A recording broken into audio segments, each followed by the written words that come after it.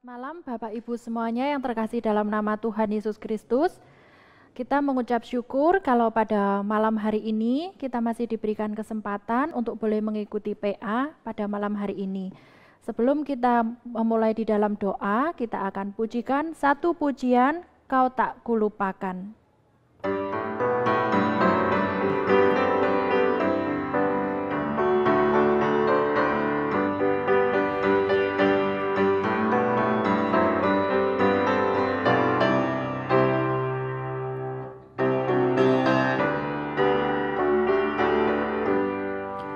Janji yang manis kau tak kulupakan, tak terombang-ambing lagi jiwaku. Walau lemah hidupku penuh awan, nantikan cerahlah langit di atasku. Kau tidak akan aku lupakan, aku membimbingmu, aku memimpinmu. Kau tidak akan aku lupakan, aku menolongmu, yakinlah teguh, yakinkan janji kau tak kulupakan. Dengan sukacita aku jalan terus, dunia dan kawan tiada ku harapkan, satu yang setia, Yesus penebus. Kau tidak akan aku lupakan, aku membimbingmu, aku memimpinmu. Kau tidak akan aku lupakan, aku menolongmu, yakinlah teguh. Dan bila pintu surga dibukakan, selesailah sudah susah dan lelah. Kan ku dengarlah suara mengatakan, hamba yang setiawan, mari masuklah. Kau tidak akan aku lupakan, aku membimbingmu, aku memimpinmu. Kau tidak akan aku lupakan, aku menolongmu, yakinlah teguh. Mari kita berdoa. Bapa di dalam kerajaan surga, kami mengucap syukur dan berterima kasih kalau pada malam hari ini Tuhan masih memberikan kesempatan di mana kami boleh mengikuti PA dan belajar firman Tuhan. Tuhan, kami mau menyerahkan untuk setiap penata layan dari PA malam hari ini, kiranya Tuhan pimpin untuk Aufi yang bertugas maupun juga untuk streaming, kiranya Tuhan pimpin, Tuhan berikan pertolongan, sekiranya boleh berjalan dengan lancar. Kami juga berdoa ya Tuhan untuk Vikaris Imelda Ginting yang akan memberitakan firman Tuhan, kiranya Tuhan juga boleh berikan hikmat dan bijaksana di dalam memberitakan firman Tuhan pada malam hari ini. Terima kasih ya Tuhan, kami menyerahkan semuanya ini ke dalam tangan kuasa-Mu. Di dalam nama Tuhan Yesus Kristus, penebus dan juru selamat kami yang hidup, kami naikkan doa ini. Amin. Bapak Ibu, sebelum kita mendengarkan firman Tuhan, saya akan memberikan beberapa pengumuman. Yang pertama, acara asik apa, siapa, dan kapan ya? Besok hari Sabtu tanggal 24 Oktober sudah memasuki seri yang ke-12 yang akan dibawakan oleh Vikaris Bakti Anugrah pukul 5 sore. Hari Minggu KU1 GRII Kertajaya pukul 7.30 akan dibawakan oleh Vikaris Bakti Anugrah, sedangkan KU2 di GRII Citra Raya akan dibawakan oleh Pendeta Aiter pukul 10.30. Kamis depan akan tetap ada PA khusus dengan seri yang sama, sebutan-sebutan Yesus dalam Alkitab Batu Karang oleh Vikaris Bakti Anugrah. Sedangkan hari Jumatnya tanggal 30 Oktober dengan sebutan Yesus dalam Alkitab Immanuel oleh Vikaris Imelda Ginting. Sebelum kita mendengarkan firman Tuhan, kita akan menyanyikan satu pujian Tiap langkahku, kita akan menyanyikan lagu ini ketiga baitnya.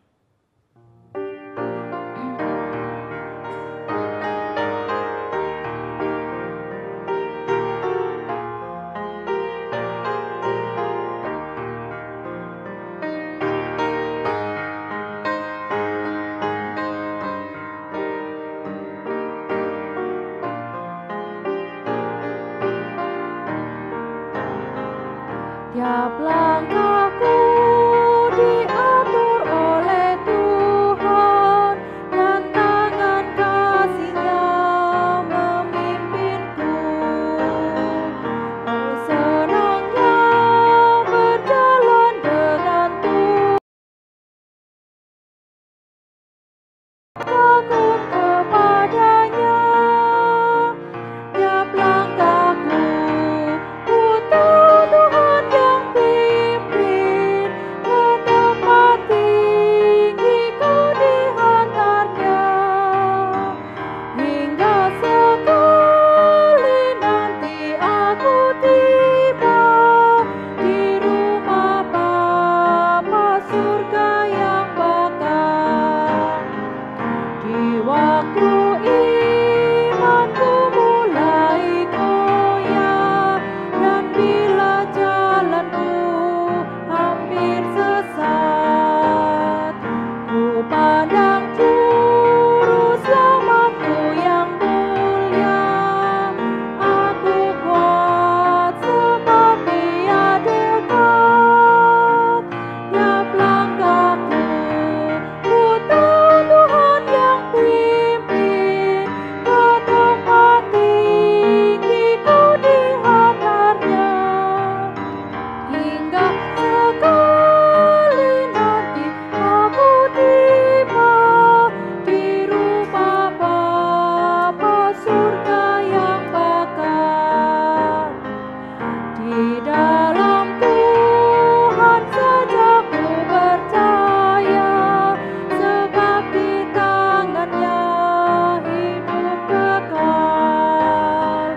Dibukanya jalan menuju surga, ke sana aku dibawanya. Tiap langkahku, ku tahu Tuhan yang pimpin, ke tempat tinggiku dihantarnya. Hingga sekali nanti aku tiba di rumah Bapa surga yang bakal. Waktu dan tempat saya persilakan kepada Vikaris Imelda. Selamat malam Bapak Ibu semuanya yang ada di tempat ini maupun yang ada di rumah.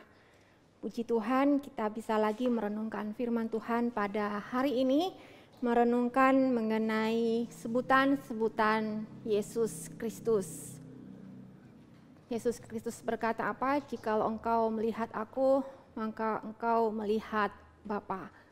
Jika kita mengenal siapa Yesus Kristus, maka kita juga akan percaya kepada Allah Tritunggal. Jika kita mengenal siapa Yesus Kristus, maka kita bisa melihat kebesaran dan kemuliaan Tuhan.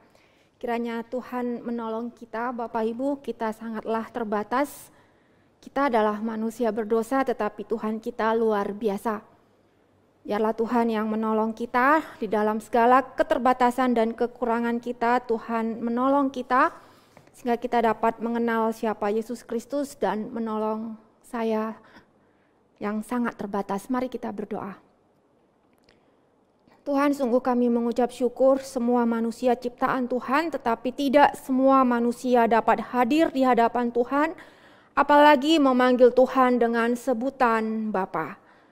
Tuhan, siapakah kami ini? Kami hanyalah manusia berdosa. Tetapi kami tidak selalu bisa berkata kami hanyalah manusia berdosa, karena Tuhan sudah memberikan kami hati yang baru dan Roh Kudus senantiasa bersama dengan kami. Bagaimana mungkin kami hidup di dalam dunia ini tetapi sama dengan dunia ini? Biarlah Tuhan yang berbelas kasihan, meskipun kami tinggal di dalam dunia ini, Tetapi biarlah kami tidak sama dengan dunia ini, tetapi kami menjadi pribadi yang berkenan kepada Tuhan. Biarlah Tuhan yang berbelas kasihan kepada hamba-Mu ini, sehingga dapat menyampaikan kebenaran firman Tuhan yang luar biasa. Meskipun hamba sangat terbatas, janganlah pandang hamba Tuhan dengan segala kekurangan dan dosa-dosa hamba-Mu, tetapi pandanglah jiwa-jiwa anak-anak Tuhan yang sungguh merindukan firman Tuhan. Mereka memerlukan firman Tuhan, mereka memerlukan Engkau Tuhan. Biarlah Tuhan yang berbelas kasihan kepada yang berbicara maupun yang mendengar. Dalam nama Tuhan kami Yesus Kristus kami berdoa, amin. Nah, kita akan melanjutkan lagi. Hari ini kita akan membahas mengenai Yesus pengantara. Nah, kapan kita memerlukan pengantara? Apakah kita memerlukan pengantara setelah kita jatuh dalam dosa? Kita memang tahu bahwa dosa memisahkan kita dari Tuhan. Apa yang memisahkan kita dari Tuhan adalah dosa. Ini sudah dicatat di dalam Yesaya 59. Mari kita lihat Bapak Ibu. Yesaya 59 ayat 1 sampai dengan 2. Saya bacakan kepada kita semuanya. LAI langsung memberi judul, dosa adalah penghambat keselamatan. Sesungguhnya tangan Tuhan tidak kurang panjang untuk menyelamatkan, dan pendengarannya tidak kurang tajam untuk mendengar. Tetapi yang merupakan pemisah antara kamu dan Allahmu ialah segala kejahatanmu, dan yang membuat dia menyembunyikan diri terhadap kamu sehingga ia tidak mendengar ialah segala dosamu.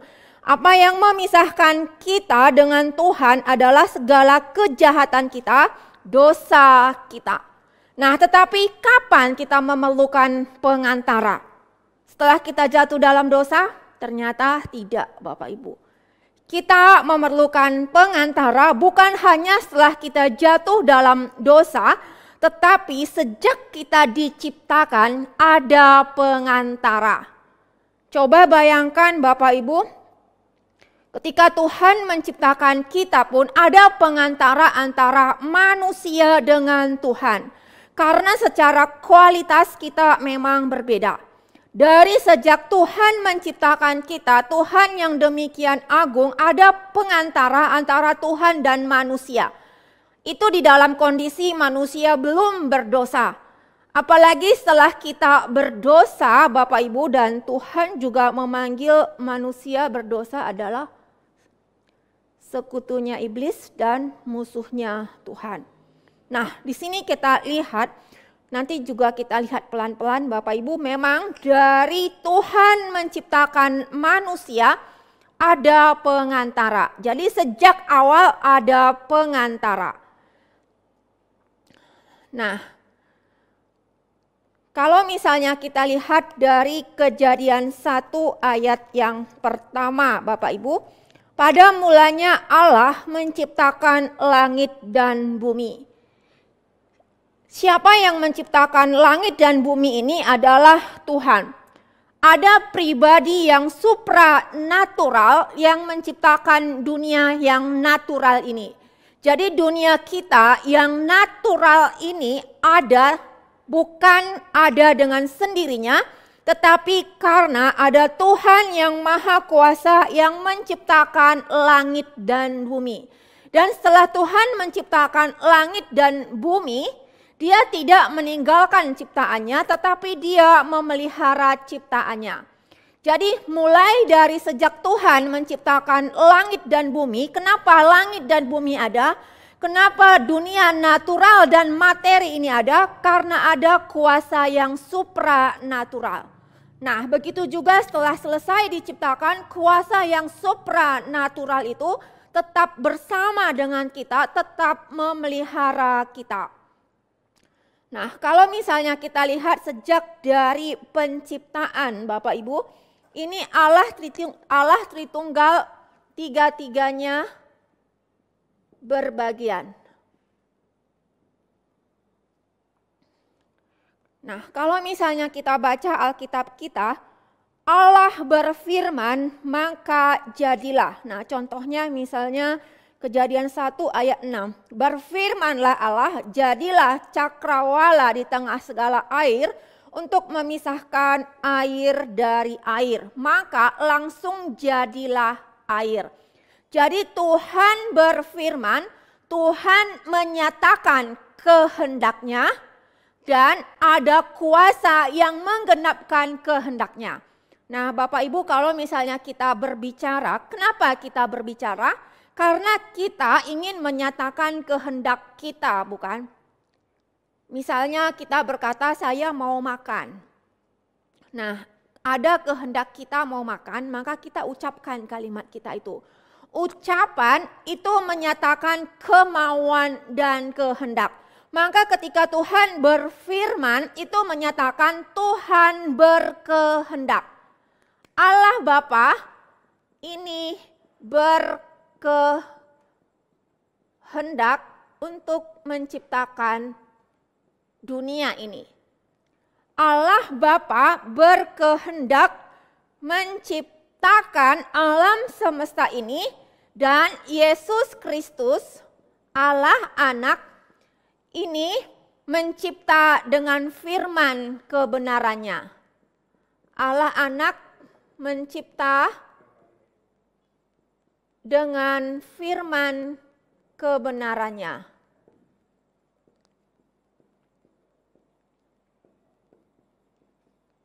Dan Allah Roh Kudus mencipta dengan kuasanya.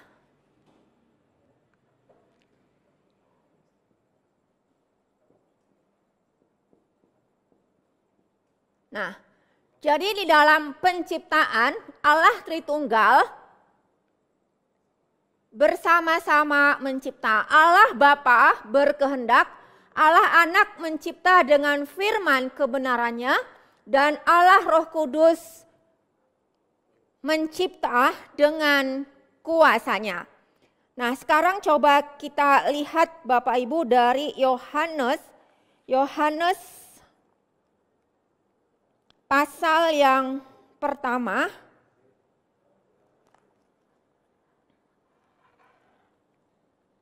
sampai dengan yang keempat. Pada mulanya adalah firman, firman itu bersama-sama dengan Allah, dan firman itu adalah Allah.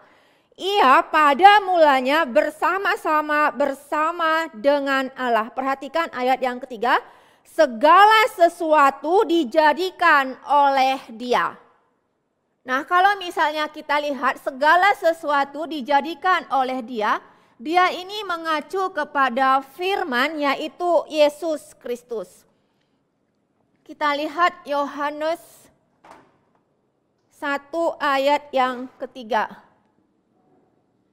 Yohanes 1 ayat yang ketiga.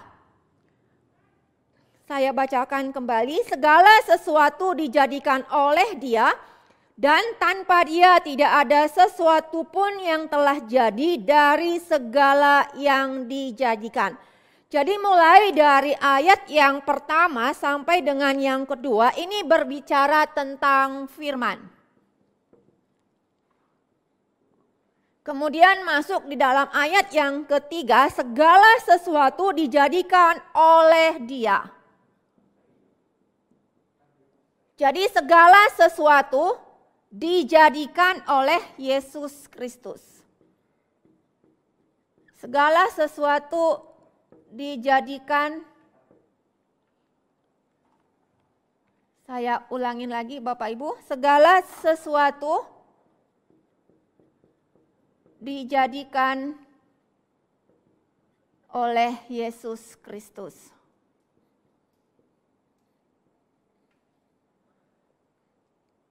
Segala sesuatu dijadikan oleh Yesus Kristus, dan tanpa Yesus Kristus tidak ada suatu pun yang telah jadi dari segala yang dijadikan. Dalam Dia ada hidup, dan hidup itu adalah terang manusia. Sekarang coba kita lihat Ibrani, Bapak Ibu.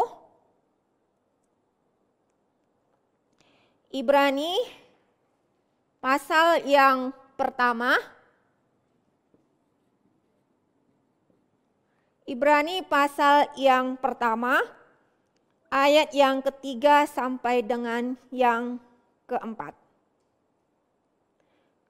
Mulai dari ayat yang pertama saja ya Bapak Ibu, ayat pertama sampai dengan keempat.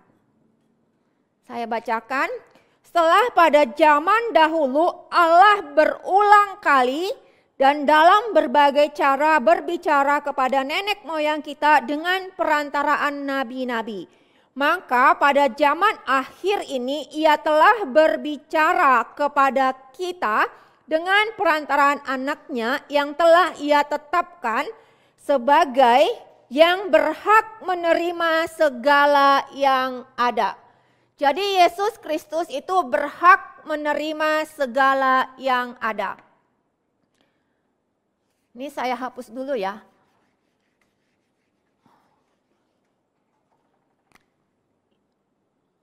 Ibrani 1 ayat 1 sampai 4. Yesus Kristus berhak menerima segala yang ada.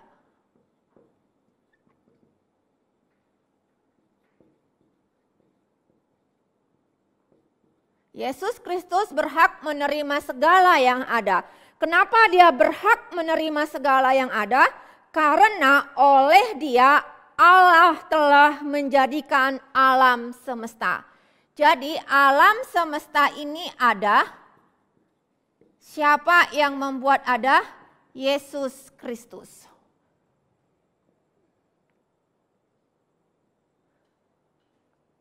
Yesus Kristus berhak menerima segala yang ada. Oleh dia Allah telah menjadikan alam semesta. Ia adalah cahaya kemuliaan Allah dan gambar wujud Allah dan menopang segala yang ada dengan firman-Nya dengan penuh kekuasaan. Nah, Tuhan menciptakan segala yang ada. Kemudian dia juga menopang segala yang ada.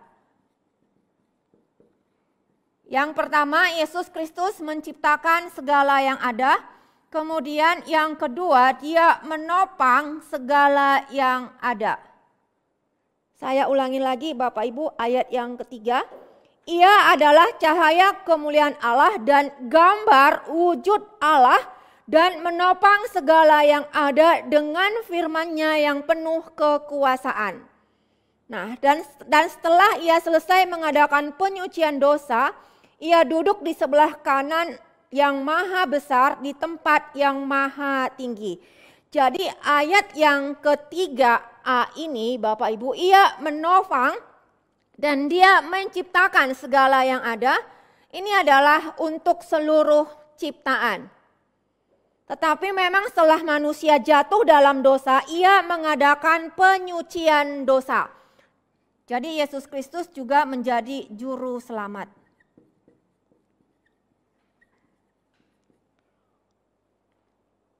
Yang keempat, jauh lebih tinggi daripada malaikat-malaikat, sama seperti nama yang dikaruniakannya, jauh lebih indah daripada nama mereka. Yang keempat, Yesus lebih tinggi daripada malaikat. Nah, siapa Yesus Kristus? Yesus Kristus adalah yang menciptakan alam semesta. Yesus Kristus adalah yang menopang alam semesta. Yesus Kristus adalah juru selamat alam semesta, bukan hanya manusia saja Bapak Ibu. Kalau misalnya kita lihat ketika Adam dan Hawa jatuh ke dalam dosa, Adam dan Hawa dihukum karena dosa mereka.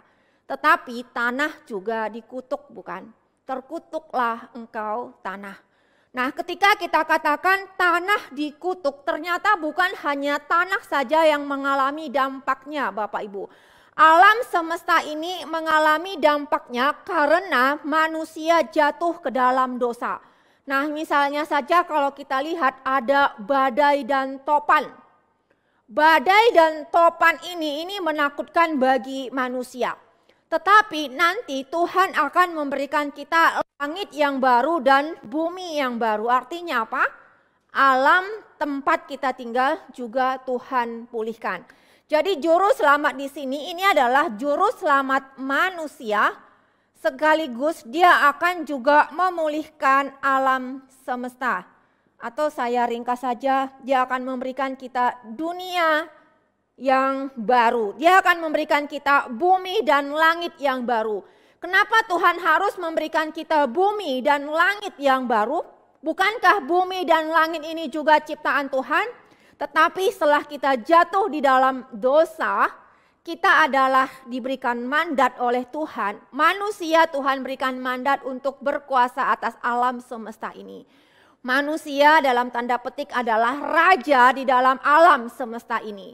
Ketika rajanya jatuh dalam dosa, alamnya juga ikut tercemar, ikut mengalami kerusakan. Tanah dikutuk, langit pun akhirnya mengeluarkan badai dan guntur. Tapi nanti ketika Tuhan memberikan kita bumi dan langit yang baru, itu pasti tidak ada lagi, bukan? Tidak ada lagi gempa bumi, tidak ada lagi badai yang menakutkan. Nah, Tuhan Yesus adalah pencipta alam semesta. Tuhan Yesus adalah penopang alam semesta. Tuhan Yesus pencipta alam semesta, berarti dia adalah pemilik alam semesta. Tuhan Yesus adalah pemilik alam semesta, berarti dia adalah raja atas alam semesta, Bapak Ibu. Nah, jadi ketika kita berkata Yesus Kristus adalah pengantara, ini bukan hanya terkait bahwa Yesus adalah pengantara sebagai fungsi nabi. Kalau misalnya kita katakan secara ringkas, fungsi nabi adalah sebagai pengantara umat dengan Tuhan. Dan fungsi imam adalah pengantara umat dengan Tuhan. Dan fungsi nabi adalah menyatakan kehendak Tuhan. Nah, kalau misalnya kita gali lebih dalam pun, fungsi imam tidak hanya sebatas mempersembahkan korban, bukan? Nah, sekarang di dalam apa yang kita bahas ketika kita berkata Yesus Kristus adalah pengantara, ini bukan hanya berkata Yesus Kristus adalah imam besar kita. Tetapi ketika kita berkata Yesus Kristus adalah pengantara, itu artinya yang pertama Bapak Ibu, dia adalah raja kita. Kenapa dia adalah raja kita? Karena Tuhan menciptakan alam semesta ini, nanti kita bisa lihat lagi Bapak Ibu di dalam Kolose. Mari coba kita lihat dari Kolose Bapak Ibu. Kolose pasal yang pertama ayat 15 sampai dengan 23. Saya bacakan ayat 15 sampai 16 dulu. Kolose yang pertama ayat 15 sampai 23. Saya bacakan ayat 15 sampai 16. Ia adalah gambar Allah yang tidak kelihatan, yang sulung, yang lebih utama dari segala yang diciptakan. Karena di dalam Dialah telah diciptakan segala sesuatu. Segala sesuatu diciptakan di dalam Dia. Di dalam Dia ini siapa? Di dalam Yesus Kristus. Karena di dalam Yesus Kristus telah diciptakan segala sesuatu yang ada di sorga dan yang ada di bumi, yang kelihatan dan yang tidak kelihatan, baik singgasana maupun kerajaan, baik pemerintah maupun penguasa, segala diciptakan oleh Dia dan untuk Dia. Jadi segala sesuatu diciptakan oleh Yesus Kristus dan untuk Yesus Kristus. Artinya adalah Yesus Kristus adalah pemilik, Yesus Kristus adalah raja dari alam semesta ini. Jadi di dalam pengantara ini ketiga jabatan Tuhan Yesus itu tercakup. Raja, imam, dan nabi.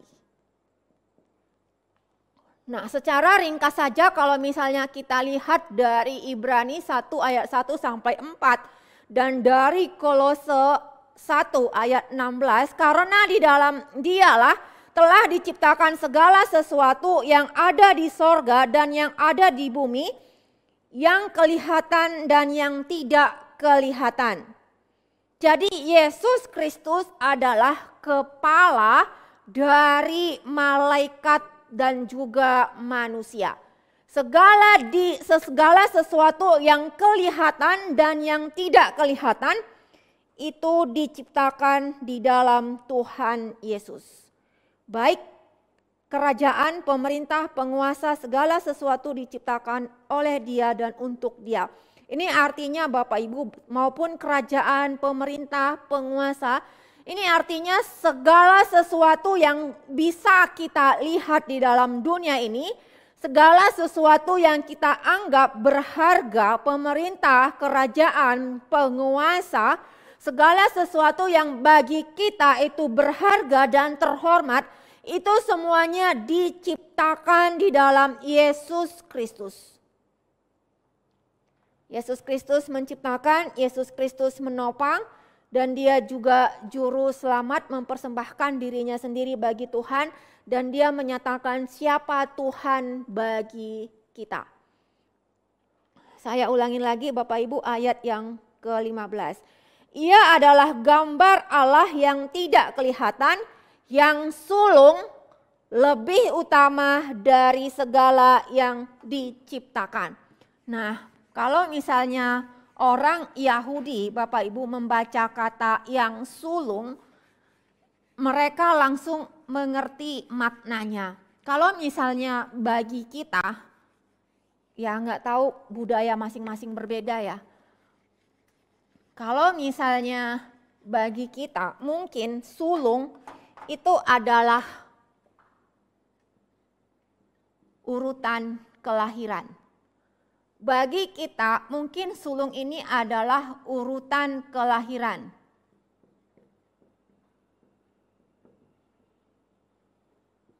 Nah, tetapi di dalam budaya kita pun, saya tidak tahu budaya Bapak Ibu, tetapi di dalam budaya saya, anak sulung ini adalah juga punya otoritas.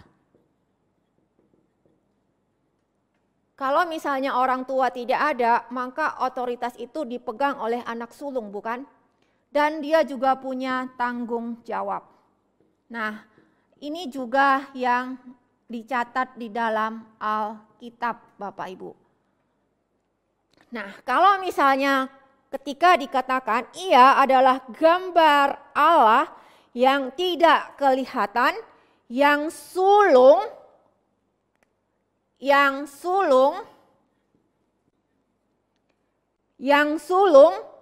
lebih utama dari segala yang diciptakan.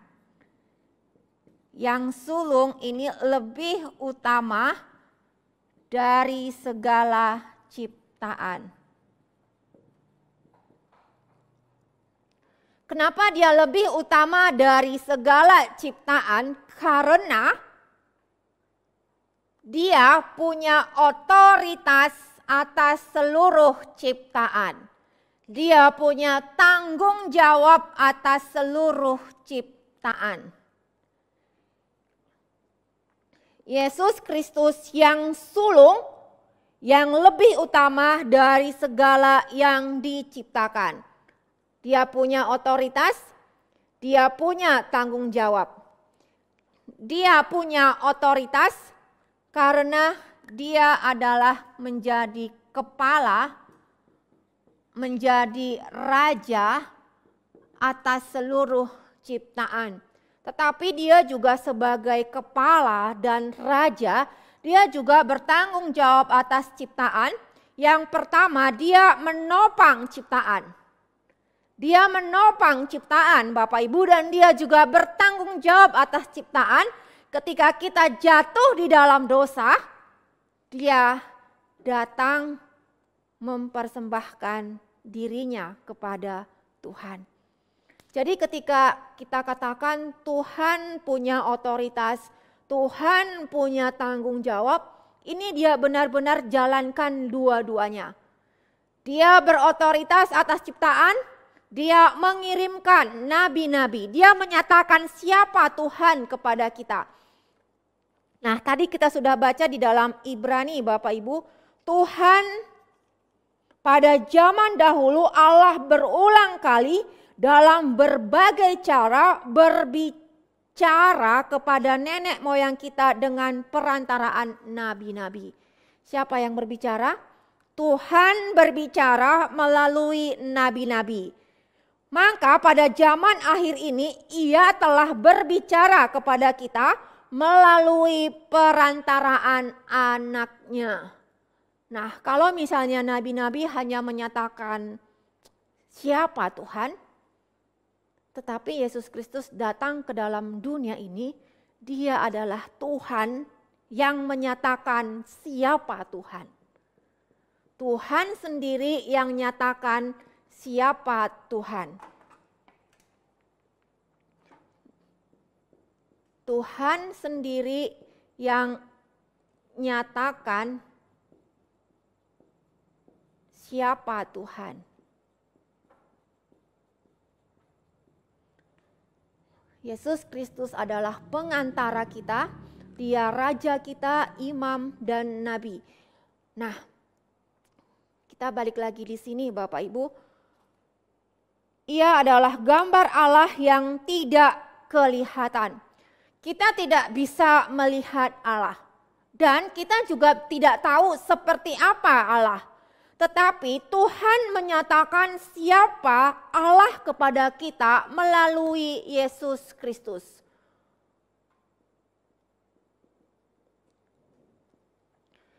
Tuhan menyatakan Allah yang tidak kelihatan itu kepada kita melalui Yesus Kristus.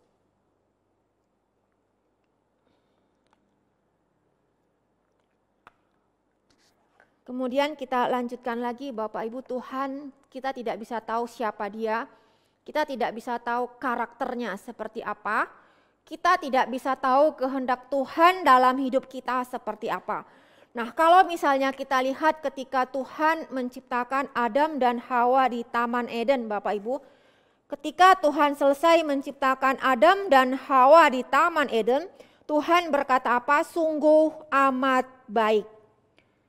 Manusia ciptaan Tuhan adalah sungguh amat baik. Tetapi manusia tidak baik dengan sendirinya, karena sebelum manusia jatuh ke dalam dosa pun manusia memerlukan firman Tuhan. Tuhan datang kepada manusia dan Tuhan memberikan perintah kepada manusia. Perintah yang Tuhan berikan kepada manusia misalnya ayat yang ke-16. Kejadian 2 ayat 16, lalu Tuhan Allah memberi perintah ini kepada manusia. Semua pohon dalam taman ini boleh kau makan buahnya dengan bebas. Tuhan Allah memberi perintah kepada manusia, semua pohon dalam taman ini boleh kau makan buahnya dengan bebas. Artinya apa Bapak Ibu? Manusia ciptaan Tuhan yang sangat baik itu, Tuhan datang, Tuhan berbicara, Tuhan menyatakan perintah kepada manusia. Tuhan datang kepada manusia sehingga manusia tahu kehendak Tuhan, sehingga manusia tahu siapa Tuhan, sehingga manusia bisa mengenal siapa Tuhan. Jadi kita hanya bisa mengenal siapa Tuhan melalui Yesus Kristus, melalui firman Tuhan yang diberikan oleh Yesus Kristus. Tadi kita sudah lihat bukan? Dia juga memberikan kita firman. Jadi Yesus Kristus mencipta, Yesus Kristus menopang ciptaan, Yesus Kristus menjadi juru selamat kita, dan Yesus Kristus juga memberikan kita firman Tuhan. Siapa Tuhan kepada kita? Itu adalah semua karya Yesus Kristus. Nah, kita balik lagi Bapak Ibu ke Kolose. Jadi kita sudah melihat memang dari awal Tuhan mendesain manusia memang sangat baik, tetapi kita tidak bisa jalan sendiri dan tetap baik tanpa kehadiran Tuhan, tanpa kita berelasi dengan Tuhan, tanpa kita mendengar firman Tuhan. Dan dari mana kita mendengar firman Tuhan? Dari Yesus Kristus. Dan Yesus Kristus datang ke dalam dunia ini. Nah, sejak di Taman Eden, ketika Tuhan Yesus datang ke Taman Eden, dia berbicara kepada Adam dalam bahasa manusia, bukan? Tuhan datang, Tuhan yang spiritual, datang ke dalam dunia yang materi ini, dan dia datang di dalam dunia yang materi ini sesuai dengan kita manusia, bukan? Ketika Tuhan berbicara, dia berbicara dalam bahasa yang dimengerti oleh Adam. Jadi artinya apa Bapak Ibu? Tuhan sudah menurunkan dirinya, bukan? Dia adalah Tuhan yang maha kuasa, yang spiritual, tetapi Tuhan mau menurunkan dirinya berelasi dengan ciptaannya. Dan itu adalah Yesus Kristus. Tuhan mau merendahkan dirinya menciptakan kita, ciptaannya, padahal dia tidak perlu ciptaan, dia cukup pada dirinya sendiri. Dan yang kedua, dia juga mau merendahkan dirinya, datang di antara ciptaannya kita manusia sejak dari Taman Eden. Bahkan setelah kita jatuh di dalam dosa pun Tuhan datang kepada kita, dia inkarnasi mengambil rupa manusia. Dia berotoritas, dia kepala dan raja, dan dia juga bertanggung jawab memelihara ciptaan Tuhan, dan dia juga menyelesaikan hutang dosa kita. Kita lanjutkan lagi, karena di dalam dialah telah diciptakan segala sesuatu yang ada di sorga dan di bumi. Segala sesuatu diciptakan di dalam dia. Nah, kalau misalnya kita lihat Bapak Ibu, segala sesuatu yang di sorga dan di bumi itu diciptakan di dalam Yesus Kristus. Nah, segala sesuatu yang ada di sorga dan di bumi. Apa yang ada di sorga? Malaikat. Bapak Ibu, kalau misalnya kita sebut malaikat, waktu kita kecil mungkin kita pengen sekali jadi malaikat. Waktu saya kecil Bapak Ibu, saya ingin sekali diciptakan jadi malaikat. Dalam hati saya, kenapa ya Tuhan tidak ciptakan saja saya sebagai malaikat. Malaikat kan bisa melayani Tuhan, sedangkan saya manusia berdosa. Tetapi setelah saya tahu malaikat yang jatuh dalam dosa itu akan berdosa di dalam kekekalan dan tidak ada jalan keluar, saya bilang lagi sama Tuhan, wah Tuhan terima kasih, Tuhan ciptakan saya jadi manusia. Coba saya jadi malaikat, saya jatuh dalam dosa, saya berdosa selama-lamanya dan tinggal tunggu waktu Tuhan hukum di dalam kekekalan. Tapi Tuhan menciptakan saya sebagai manusia, meskipun kita diciptakan sebagai manusia dan kita sudah jatuh di dalam dosa karena Adam dan Hawa sudah jatuh di dalam dosa, natur kita berdosa dan kita sendiri juga melakukan dosa bukan karena salahnya Adam dan Hawa, karena saya pun mencintai dosa, tetapi ada jalan keluar, bukan? Ada jalan keluar di dalam Yesus Kristus, jadi ya nggak apa-apa lah jadi manusia. Toh nanti juga akan bersama dengan Tuhan. Nah sekarang kita lihat Bapak Ibu, siapa itu malaikat? Nah, coba kita lihat 2 Raja-Raja 19 ayat 35.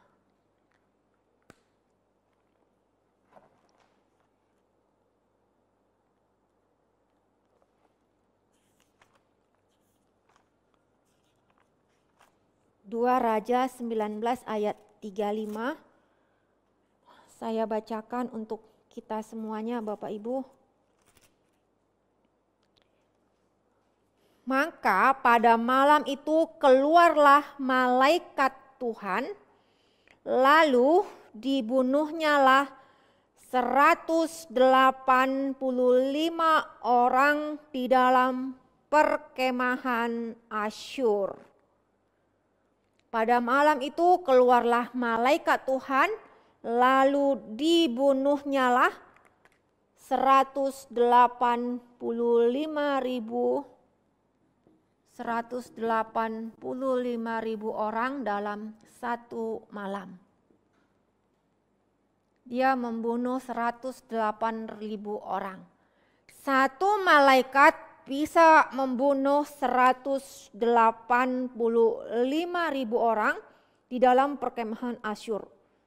Keesokan harinya pagi-pagi tampaklah semua bangkai orang-orang mati belaka. Nah, coba bayangkan Bapak Ibu, satu malaikat itu bisa membunuh 185.000 manusia.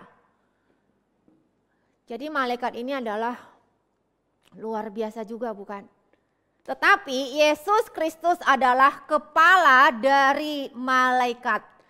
Yesus Kristus adalah kepala dari malaikat, dan ketika Tuhan Yesus diolok-olok di atas kayu salib, Bapak Ibu, dia tidak suruh malaikatnya untuk menghukum orang-orang yang di bawah, bukan?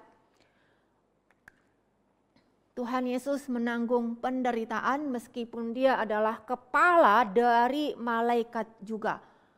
Tuhan Yesus adalah Tuhan sekaligus manusia. Dia adalah kepala dari malaikat, dia juga adalah kepala dari semua ciptaan. Dia adalah raja dari segala raja sejak dari dunia ini diciptakan.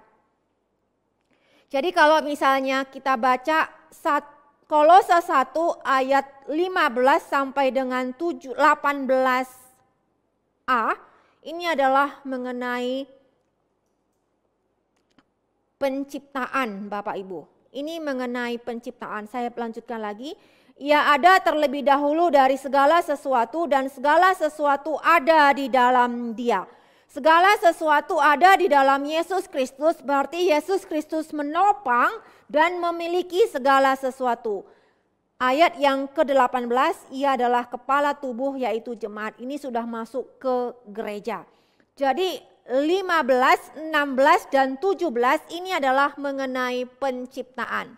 Yesus Kristus adalah raja dan pemilik atas segala ciptaan ini. Jadi siapa Yesus Kristus yang kita sembah? Yesus Kristus yang kita sembah, dia bukan hanya raja atas gereja. Tetapi Yesus Kristus yang kita sembah sejak dari dunia ini diciptakan, dia adalah kepala pemilik atas semua ciptaan ini, dan dia juga adalah kepala dari malaikat-malaikat. Nah, kalau misalnya kita lihat pengantara, Bapak Ibu, apa artinya pengantara? Sebelum kita lanjutkan lagi. Nah, kalau misalnya kita lihat pengantara, berarti Tuhan Yesus ini pengantara antara Tuhan dan manusia. Dia harus mewakili Tuhan dan dia juga harus mewakili manusia. Siapa yang bisa mewakili Tuhan, menyatakan siapa Tuhan kepada manusia? Tuhan sendiri, bukan? Tuhan sendiri yang mengambil rupa manusia, itulah yang menyatakan siapa Tuhan kepada kita. Pengantara harus mewakili dua belah pihak, yaitu Tuhan dan manusia. Yesus Kristus adalah Tuhan yang mengambil rupa manusia. Yesus Kristus adalah Tuhan, sehingga dia bisa mewakili Tuhan, siapa Tuhan, kepada manusia. Sedangkan manusia juga harus menghadap Tuhan. Siapa yang bisa menghadap hadirat Tuhan? Siapa yang bisa menghadap tahta Tuhan yang di sorga? Ya, Tuhan yang menjadi manusia, bukan? Tuhan Yesus adalah 100% Tuhan, 100% manusia. Nah, bagaimana ini? Ini memang agak susah Bapak Ibu. Yesus Kristus 100% Tuhan, 100% manusia. 100% Tuhan dan 100% manusia ini tidak bercampur. Tidak bercampur dan tidak merubah naturnya dia, tidak terpisah dan tidak terbagi.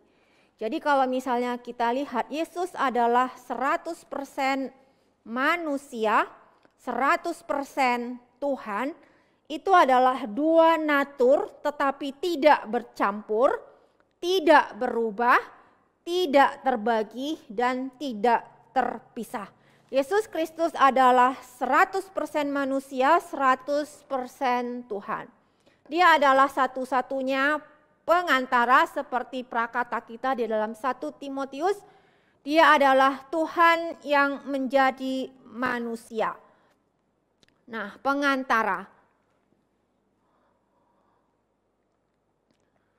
Pengantara manusia harus menghadap Tuhan di tahtanya Tuhan. Siapa manusia yang bisa menghadap tahta Tuhan? Kalau bukan Tuhan sendiri, yaitu Tuhan yang menjadi manusia.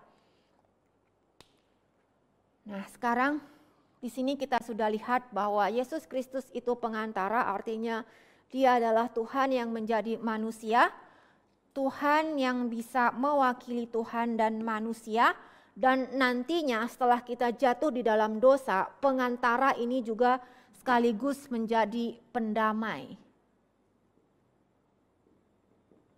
Nah, pengantara sekaligus menjadi pendamai. Siapa yang berdosa? Manusia. Siapa yang harus dihukum? Manusia. Tetapi semua manusia sudah berdosa. Maka Tuhan Yesus menggantikan hukuman dosa kita karena dia manusia yang sempurna. Tuhan Yesus menjadi imam. Nah, ketika imam-imam membawa persembahan kepada Tuhan, dua hal yang harus diperhatikan oleh imam. Yang pertama adalah imam harus membawa korban. Korban seperti apa yang dibawa oleh imam? Harus korban yang berkenan kepada Tuhan. Nah, imam siapa yang mempersembahkan korban kepada Tuhan? Imam yang sudah menyucikan dirinya. Jadi tidak boleh sembarangan imam mempersembahkan korban kepada Tuhan. Kita lihat di dalam perjanjian lama anaknya Harun, setelah ditakbiskan menjadi imam, dia mempersembahkan korban yang asing bagi Tuhan. Nah, dia belum, ada yang bilang kemungkinan dia mabok. Jadi dia tidak layak mempersembahkan korban kepada Tuhan. Tetapi Yesus Kristus dia mempersembahkan korban yaitu dirinya sendiri kepada Tuhan. Manusia yang sempurna. Dan dia juga mempersembahkan siapa dia? Dia adalah pribadi yang sempurna, bukan persembahannya sempurna, yang mempersembahkan pun sempurna. Maka korban yang dibawa oleh Tuhan Yesus kepada Tuhan, Tuhan Yesus terima. Jadi Yesus Kristus pengantara mewakili dua belah pihak, Tuhan dan manusia. Tuhan Yesus pengantara Tuhan dan manusia menyatakan siapa Tuhan kepada manusia, dia turun kepada manusia. Bagaimana Tuhan turun kepada manusia? Dengan cara menjadi sama dengan manusia, mengambil rupa manusia. Sehingga kita bisa dengar dia. Tentu saja kita tidak, tapi murid-muridnya dulu bisa dengar dia, bisa lihat dia, bisa raba dia. Nah, Tuhan menjadi manusia dan dia juga akan mewakili kita menghadap tahta dan hadirat Tuhan. Nah, sekarang kita balik lagi ke Kolose, Bapak Ibu.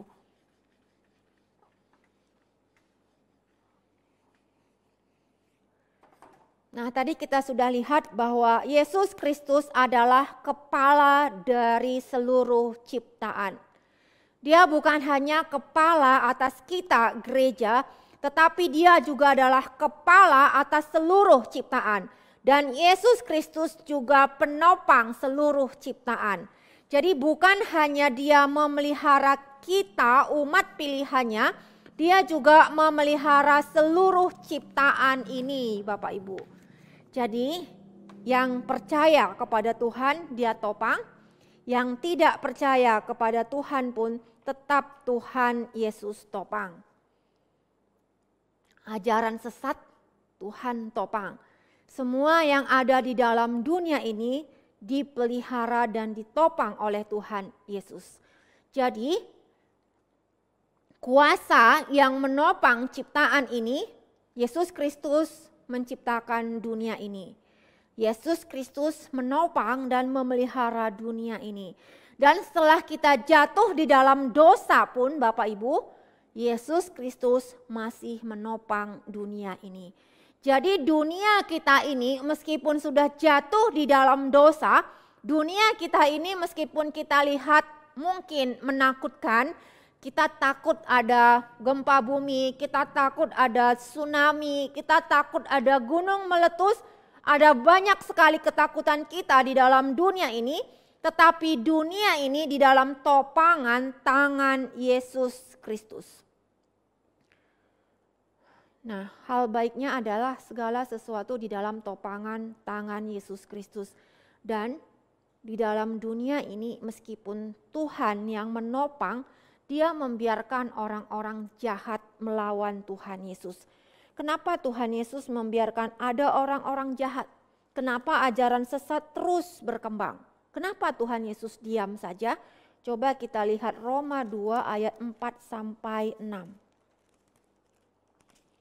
Roma 2 ayat 4 sampai 6.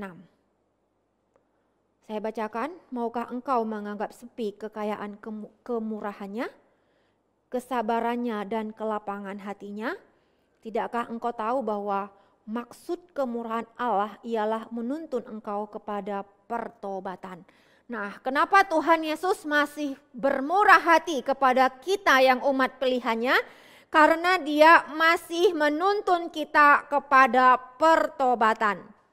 Tetapi oleh kekerasan hatimu yang tidak mau bertobat, engkau menimbun murka atas dirimu sendiri. Pada hari waktu mana murka dan hukuman Allah yang adil akan dinyatakan, ia akan membalas setiap orang menurut perbuatannya, yaitu hidup kekal kepada mereka yang dengan tekun berbuat baik, mencari kemuliaan, kehormatan dan ketidakbinasaan. Tetapi murka dan geram kepada mereka yang mencari kepentingan sendiri dan tidak taat kepada kebenaran melainkan taat kepada kelaliman. Tuhan sebagai pencipta, dia pelihara semuanya.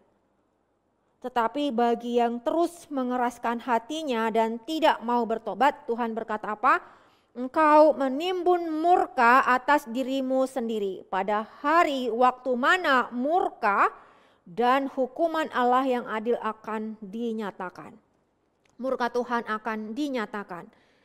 Nah, sekarang kita sudah lihat Bapak Ibu, Yesus Kristus adalah kepala atas ciptaan. Kristus adalah kepala atas ciptaan. Kenapa Yesus Kristus kepala atas ciptaan? Karena dia dikatakan yang sulung atas semua ciptaan. Tadi kita sudah lihat dia yang sulung, dia punya otoritas, dia juga punya tanggung jawab. Dia menopang dan memelihara seluruh ciptaan. Yesus Kristus adalah kepala dari ciptaan.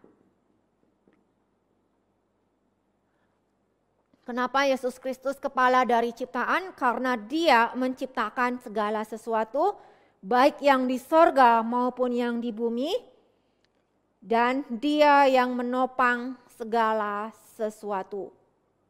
Nah, Bapak Ibu, sekarang kita lanjutkan ke ayat yang ke-8.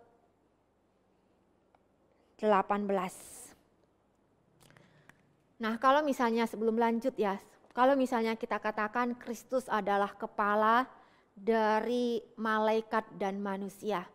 Nanti ketika kita memasuki langit yang baru dan bumi yang baru, kita sama-sama dengan malaikat memuji nama Tuhan, bukan?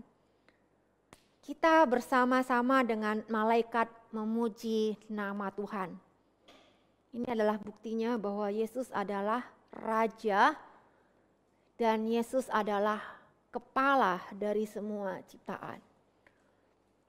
Baik malaikat maupun kita manusia. Nah, sekarang kita lihat yang kedua adalah Kristus adalah kepala dari gereja.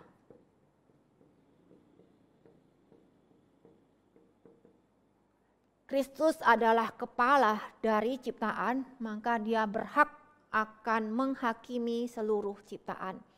Kristus juga adalah kepala gereja, maka dia juga akan berhak menuntut pertanggungjawaban kita sebagai tubuh Kristus. Mari kita lihat ayat yang ke-18. Ia kepala tubuh yaitu jemaat, ialah yang sulung yang pertama bangkit dari antara orang mati. Nah, dia adalah sulung yang pertama bangkit. Nah, kalau misalnya kita lihat Bapak Ibu, ayat yang 15 dia bilang, dia adalah yang sulung lebih utama dari segala ciptaan. Apa yang dia tekankan di sini adalah ada kata sulung. Ia adalah gambar Allah yang tidak kelihatan, yang sulung lebih utama dari segala yang diciptakan. Kemudian ketika masuk, Yesus Kristus adalah kepala dari gereja, kepala dari jemaat, kembali ditekankan, ialah yang sulung yang pertama bangkit dari antara orang mati. Sehingga ia lebih utama dalam segala sesuatu karena seluruh kepenuhan Allah diam di dalam dia. Nah, kalau misalnya kita lihat seluruh kepenuhan Allah diam di dalam dia. Tentu saja seluruh kepenuhan Allah diam di dalam dia, bukan? Karena dia adalah Tuhan. Seluruh kepenuhan Allah diam di dalam dia. Nah, kalau misalnya kita lihat di dalam Yohanes, Bapak Ibu, mari coba kita lihat di dalam Yohanes 10 ayat 30.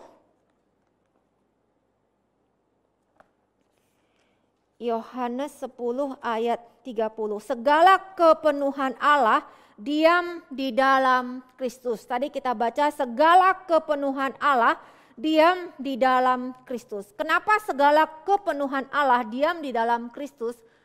Coba kita lihat Yohanes 10 ayat 30. Saya bacakan, aku dan Bapa adalah satu. Kenapa segala kepenuhan Allah ada di dalam Tuhan? Aku dan Bapa adalah satu. Yesus Kristus berkata apa? Aku dan Bapa adalah satu.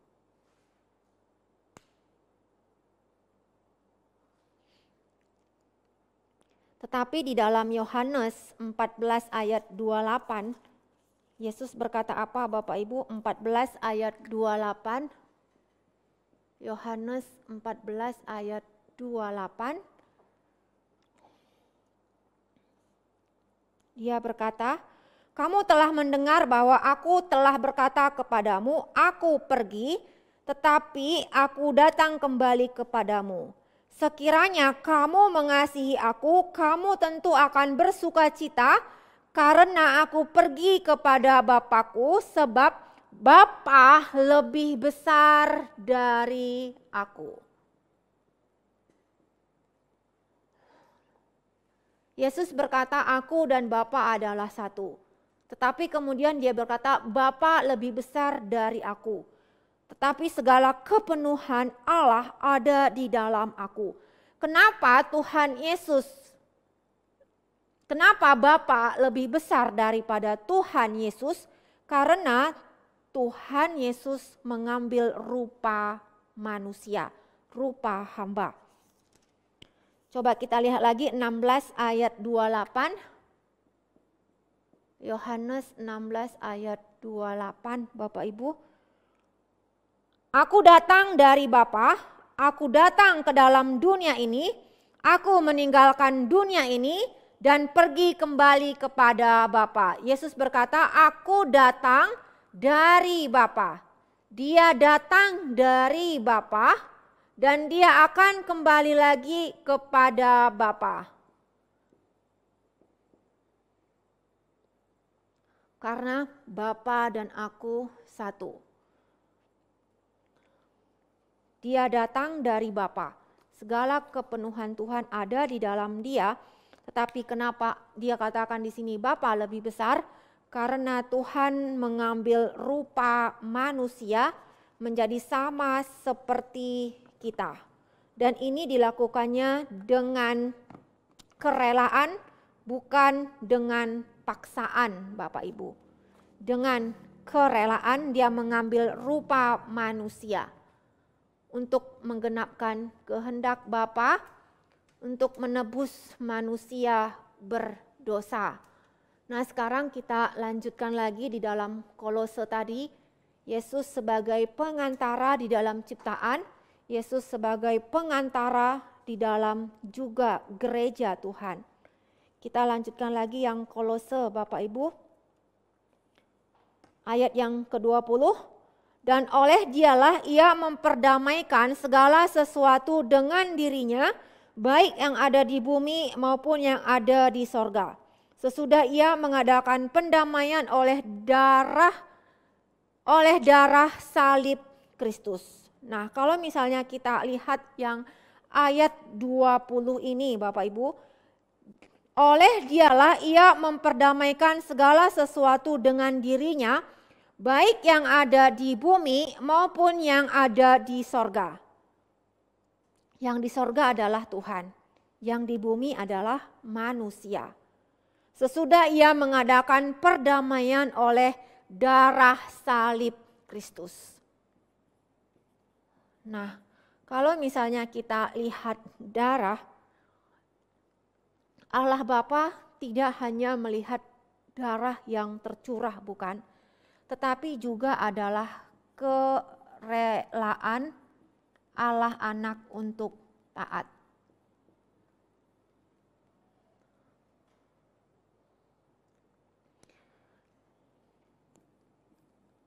Darah Yesus Kristus diterima oleh Allah Bapa, persembahan Yesus Kristus diterima oleh Bapa, karena Yesus Kristus adalah pribadi yang sempurna, imam yang sempurna, mempersembahkan korban yang sempurna dengan segala kerelaan dan ketaatan. Nah, ini juga dituntut dari kita, orang-orang yang menerima darah Tuhan Yesus. Kita tidak hanya menerima darah Tuhan Yesus, tetapi kita juga menerima satu paket. Ketika Tuhan Yesus mempersembahkan darahnya itu kepada Tuhan, itu disertai dengan kerelaan dan ketaatan. Nah, itu juga akan berlaku di dalam umat pilihan Tuhan. Apa yang Tuhan inginkan dari kita juga adalah kerelaan dan ketaatan. Nah, bahas di dalam tema PA kita juga, Allah Anak mencintai Allah Bapa. Apa buktinya Allah Anak mencintai Allah Bapa? Allah Anak mentaati kehendak Allah Bapa. Apa buktinya bahwa kita juga mencintai Tuhan kita taat menjalankan kehendak Dia dengan rela dan taat. Ia menggandakan perdamaian oleh darah salib Kristus. Apa sih kegagalan kita? Kegagalan kita di Taman Eden adalah tidak taat. Sampai sekarang kegagalan kita adalah tidak taat. Kenapa kita tidak taat? Karena kita tidak melihat bahwa Kristus punya otoritas di dalam hidup kita. Kita tidak melihat bahwa firman Tuhan, dan tentu saja ini tidak bisa dipisahkan dari Yesus Kristus, firman Tuhan tidak punya otoritas di dalam hidup kita. Kita tidak mau taat. Jadi bukan hanya Tuhan melihat darah, bukan Tuhan haus darah, tetapi adalah Tuhan melihat kerelaan dan ketaatan di dalam pribadi orang yang mempersembahkan darahnya ini. Karena memang kenapa kita jatuh di dalam dosa? Karena kita tidak taat kepada Tuhan, bukan? Dan Tuhan Yesus menggenapkan ketidaktaatan kita ini. Dia mengakui otoritas Tuhan karena kita sudah gagal mengakui otoritas Tuhan. Dan sampai sekarang kenapa kita jatuh di dalam dosa? Karena kita tidak kita mengakui otoritas Tuhan secara teori, tetapi secara praktek kita tidak mengakui otoritas Tuhan sebagai kepala dari gereja, kepala dari hidup kita, kepala dari ciptaan. Kalau dia pemilik ciptaan ini, kalau dia yang memelihara ciptaan ini, dia berhak mengatur ciptaan ini, bukan? Apalagi sekarang Bapak Ibu, double, bukan? Bagi kita umat pilihan Tuhan, dia bukan hanya kepala ciptaan, tetapi dia juga kepala gereja, karena dia yang pertama bangkit dari antara orang mati, dia sudah mencurahkan darahnya bagi kita. Ayat yang ke-22, ayat yang 21 Bapak Ibu, juga kamu yang dahulu hidup jauh dari Allah dan memusuhinya dalam hati dan pikiran seperti yang nyata dari perbuatanmu yang jahat. Ayat yang ke-22 Bapak Ibu, ayat yang ke-21 saya ulangin lagi. Juga kamu yang dahulu jauh dari Allah dan memusuhinya di dalam hatimu dan pikiranmu seperti yang nyata dari perbuatanmu yang jahat. Kita dulu jauh dari Tuhan dan kita memusuhi Tuhan. Kita memusuhi Tuhan di dalam hati kita, di dalam pikiran kita, dan itu nyata di dalam perbuatan kita. Kita bisa lihat sendiri. Sekarang diperdamaikannya di dalam tubuh jasmani Kristus oleh kematiannya untuk menempatkan kamu kudus dan tak bercacat di hadapannya. Oleh sebab itu kamu bertekun dalam iman, tetap teguh dan tidak bergoncang. Jangan mau digeser dari pengharapan Injil yang telah kamu dengar dan yang telah dikabarkan di seluruh alam di bawah langit, dan aku ini Paulus telah menjadi pelayannya. Nah, kita yang dulu menjadi seteru Yesus Kristus, Bapak Ibu, sekarang kita dipanggil tubuh Kristus. Kita adalah tubuh Kristus.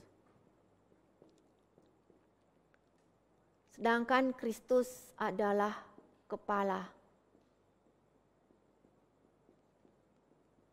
Umat disebut tubuh Kristus. Kepala dan tubuh ini tidak terpisah, bukan? Ini adalah persatuan kita di dalam Yesus Kristus.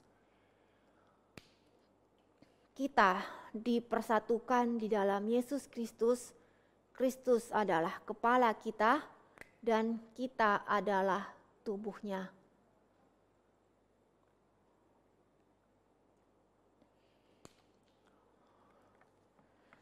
Nah, sekarang kita sudah melihat bahwa Kristus adalah pencipta dari langit dan bumi. Sejak dari Tuhan menciptakan dunia ini, Yesus Kristus adalah pengantara karena kita beda kualitas dengan Tuhan. Yesus Kristus menciptakan, Yesus Kristus menopang, Yesus Kristus memelihara ciptaan ini. Dia adalah kepala di dalam ciptaan. Dan setelah manusia jatuh di dalam dosa, Yesus Kristus menebus umatnya. Yesus Kristus menebus umatnya. Yesus Kristus adalah pondasi gereja. Yesus Kristus adalah kepala gereja. Nah, setelah kita ditebus oleh Yesus Kristus, Bapak Ibu, kita menjadi satu di dalam Yesus Kristus, bukan?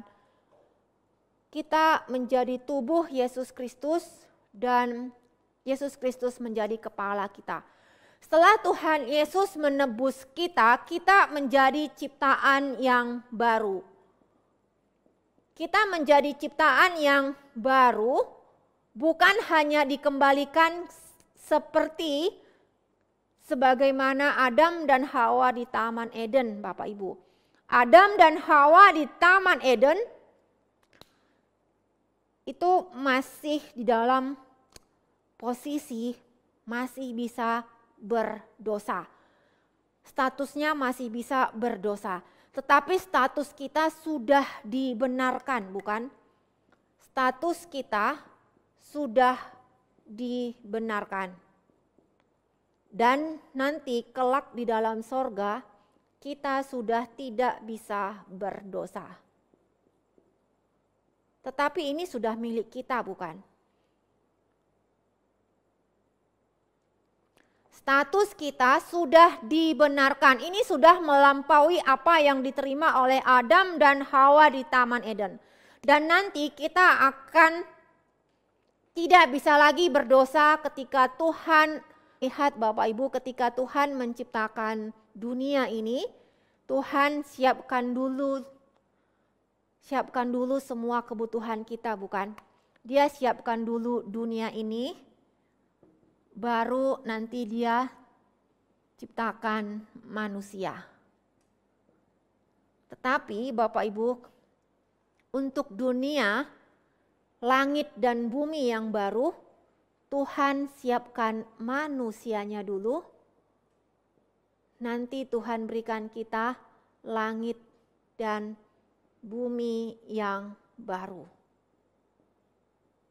Ini semuanya sudah milik kita, Bapak Ibu. Meskipun belum kelihatan dengan mata. Tuhan Yesus pemilik langit dan bumi kita yang berdosa ini. Tetapi karena kita sudah jatuh di dalam dosa, bumi dan langit kita ini tidak lagi menyenangkan bagi kita. Ya memang kelihatannya masih bagus Bapak Ibu, tetapi untuk sebagian orang ini kadang agak menakutkan. Apalagi untuk orang-orang yang pernah mengalami tsunami dan dia harus kehilangan orang tuanya karena tsunami. Bapak Ibu, saya punya teman yang dia harus menjadi anak yatim piatu karena orang tuanya meninggal peristiwa tsunami di Aceh. Itu mengerikan sekali bagi mereka. Ada juga yang mengalami gempa bumi. Jadi dunia kita ini, Tuhan Yesus menciptakan dunia kita ini. Maka dia juga pasti bisa dong menciptakan dan memberikan kita langit dan bumi yang baru, yang jauh lebih indah dan lebih sempurna dari dunia sekarang ini. Langit dan bumi yang baru ini adalah milik kita, umat pilihan Tuhan. Ini semuanya sudah milik kita, tinggal tunggu waktunya saja Bapak Ibu. Kenapa tinggal tunggu waktunya saja? Karena kita sudah dipersatukan di dalam Yesus Kristus, dipersatukan oleh Allah Roh Kudus. Dan kita juga dipilih oleh Allah Bapa. Allah Bapa memilih kita, kita dipersatukan di dalam Yesus Kristus dengan kuasa Roh Kudus.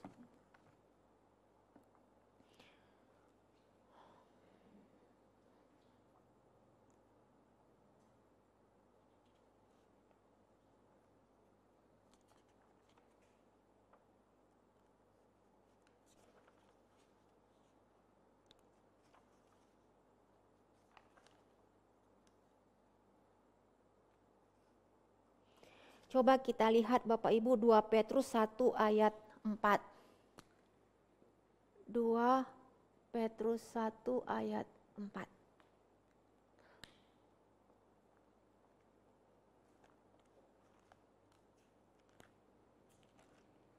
Dua Petrus 1 ayat 4, saya bacakan kepada kita. Dengan jalan itu ia telah menganugerahkan kepada kita janji-janji yang berharga dan sangat besar, supaya olehnya kamu boleh mengambil bagian dalam kodrat ilahi.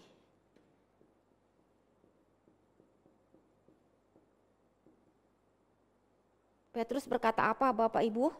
Panggilan dan pilihan Allah. Saya bacakan ayat 3 sampai dengan 4 ya. Surat Petrus yang kedua. Karena kuasa ilahinya telah menganugerahkan kepada kita segala sesuatu yang berguna untuk hidup saleh oleh pengenalan kita akan Dia yang telah memanggil kita oleh kuasanya yang mulia dan ajaib. Dengan jalan itu ia telah menganugerahkan kepada kita janji-janji yang berharga, yang sangat besar, supaya olehnya kamu mengambil bagian dalam kodrat ilahi dan Kristus memberikan pertumbuhan kepada kita. Kristus memelihara hidup kita. Dia memberikan kita kodrat ilahi. Nah, setelah kita melihat bahwa Yesus Kristus adalah pengantara. Yesus Kristus adalah pengantara. Yesus Kristus adalah raja dari alam semesta ini. Dia berkuasa atas alam semesta ini. Dia memelihara dan menopang alam semesta ini. Dia memelihara kita. Dia juga memelihara orang-orang yang tidak mencintai Tuhan. Dan setelah kita jatuh di dalam dosa, Yesus Kristus menjadi pengantara kita. Dia datang ke dalam dunia ini, Tuhan yang menjadi manusia, mengambil rupa manusia sehingga dia bisa mati di kayu salib untuk menebus dosa kita. Manusia berdosa, hukuman dosa kita digantikan juga oleh manusia, tetapi dia tidak seperti kita manusia yang berdosa, tetapi dia adalah Tuhan yang menjadi manusia. Nah, dia adalah raja kita. Dia akan memulihkan hidup kita dan dia juga akan memulihkan dunia tempat kita tinggal. Nah, ini berbeda sekali dengan apa yang dipercaya oleh orang-orang pada zaman ini, Bapak Ibu. Orang-orang yang percaya, orang-orang yang hidup pada zaman Kolose ini ditulis, orang-orang yang hidup pada zaman Kolose, misalnya orang Stoa. Orang Stoa berkata, Bapak Ibu, ada firman yang besar dan kita adalah firman yang kecil, logikos. Nah, firman yang besar dan firman yang kecil. Firman yang kecil ini yaitu manusia, kalau kita mati kita akan kembali kepada logos yang besar. Tetapi siapa yang bisa kembali kepada logos yang besar ini? Adalah manusia yang menggunakan logikanya. Orang yang tidak menggunakan logikanya tidak akan kembali kepada logos. Tetapi Bapak Ibu, Paulus mengajarkan apa? Kita diciptakan oleh Tuhan dan pencipta kita juga adalah penebus kita. Kita akan kembali kepada Tuhan bukan karena kita mampu menjadi gambar dan rupa Allah yang Tuhan kehendaki, bukan. Tetapi karena Yesus Kristus mati di kayu salib untuk menebus dosa kita. Kita pasti akan kembali kepada pencipta kita. Kita kembali kepada pencipta kita bukan untuk mendapatkan murka Tuhan karena dosa kita, tetapi karena anugerah Tuhan kita akan mendapatkan langit dan bumi yang baru dan kita akan memuji nama Tuhan di sana selama-lamanya. Bukan 100 tahun, bukan kekekalan. Kemudian yang kedua, Bapak Ibu, ada lagi yang percaya, ini adalah gnostik. Gnostik percaya bahwa Tuhan adalah roh. Tuhan adalah roh dan dia berkata bahwa Bagaimana mungkin Tuhan yang adalah roh menciptakan dunia yang materi ini? Bagi mereka materi ini adalah kejahatan. Bagi orang gnostik, tubuh kita ini adalah kejahatan. Yang paling penting adalah spirit. Tetapi Tuhan menciptakan tubuh kita dan Tuhan juga memberikan kita spirit. Dan tubuh kita ini bukan sesuatu yang jahat Bapak Ibu. Kenapa? Karena Tuhan Yesus sendiri datang ke dalam dunia ini dalam tubuh manusia. Dan tubuh manusia ini juga adalah ciptaan Tuhan. Dan orang-orang di Kolose Bapak Ibu, mereka percaya adanya kuasa kegelapan. Mereka percaya adanya kuasa kegelapan dan mereka juga sangat takut terhadap bencana alam. Jadi Paulus mengingatkan mereka, jangan takut, karena Tuhan yang kita sembah adalah Tuhan pencipta dan Tuhan juru selamat. Nah, bagaimana sekarang relevansinya dengan hidup kita, Bapak Ibu? Jika kita berkata Tuhan adalah pemilik langit dan bumi ini, dan Tuhan juga adalah juru selamat kita. Tuhan yang kita sembah Bapak Ibu, ini dia memiliki sumber daya yang tidak terbatas. Tuhan yang kita sembah adalah Tuhan yang memiliki sumber daya yang tidak terbatas. Sumber daya apapun yang dia miliki itu tidak terbatas. Nah, kalau misalnya dunia ini, apa yang diajarkan oleh dunia ini Bapak Ibu? Dengan modal yang paling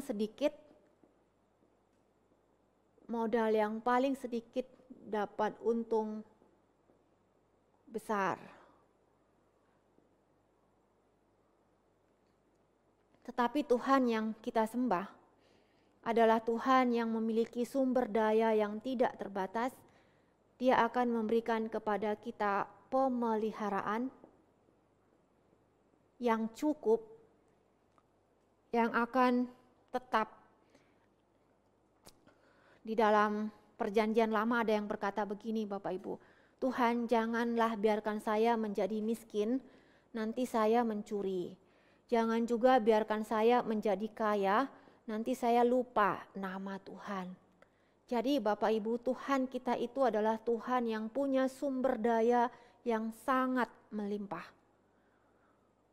Tetapi dia juga bukan hanya memelihara tubuh kita, bukan.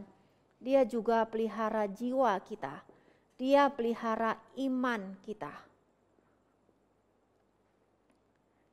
Jadi mungkin kita tidak terlalu kaya supaya tidak sombong, tidak terlalu miskin supaya kita mencuri dan mempermalukan nama Tuhan. Jadi apa yang Tuhan berikan kepada kita itu adalah pemeliharaan yang cukup supaya kita tetap bergantung dan berseru kepada Tuhan. Bukan berarti kita harus malas ya, malas dan tidak pakai pikiran, tidak pakai tenaga untuk berusaha. Ya enggak apa-apa, miskin ini memang kehendak Tuhan, ya ini salah lagi. Nah maksudnya kita sudah berusaha semaksimal mungkin dan apa yang Tuhan berikan kepada kita ya kita terima. Karena kita percaya Tuhan punya sumber daya yang tidak terbatas. Tuhan sudah menyelamatkan kita. Tadi kita sudah bahas Bapak Ibu, kalau misalnya di dalam penciptaan, pertama Tuhan siapkan dulu dunia tempat kita tinggal, baru Tuhan ciptakan manusia pada hari yang ke-6.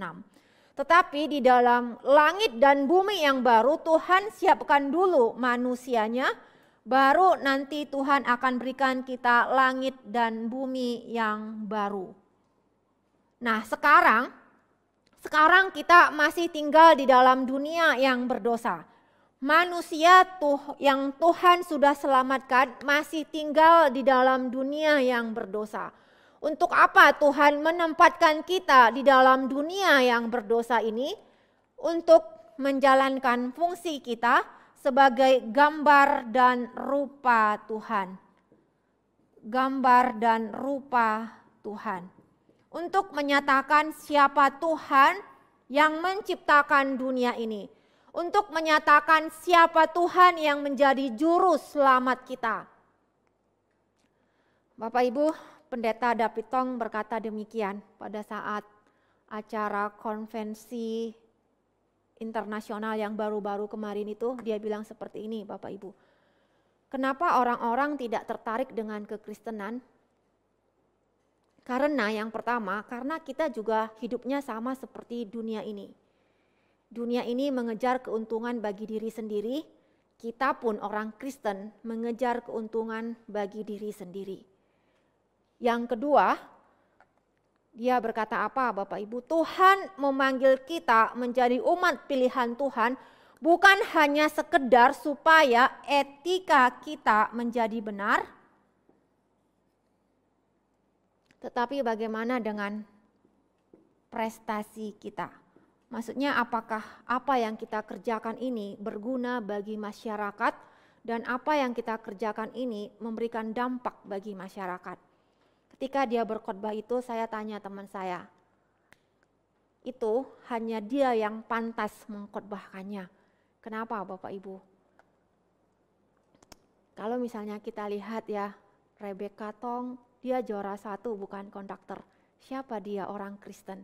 Dia bukan hanya secara etika menjadi teladan, tetapi ada prestasi yang dilihat dunia ini bukan?